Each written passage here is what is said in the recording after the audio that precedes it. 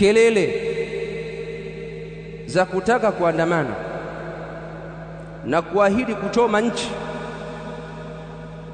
na kuahidi kufanya vurugu, hii ni manhaj na ni njia ya mufsiduna fil ardh, ni njia ya wafanya ufisadi katika ardhi, si njia ya Uislamu, si njia ya ustaarabu, si njia ya watu wenye akili timamu.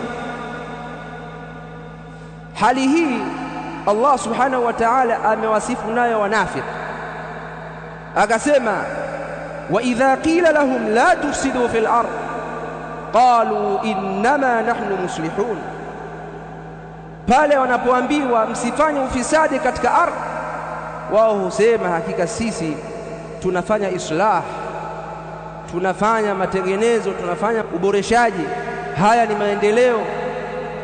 Ala innahum humul mufsidun.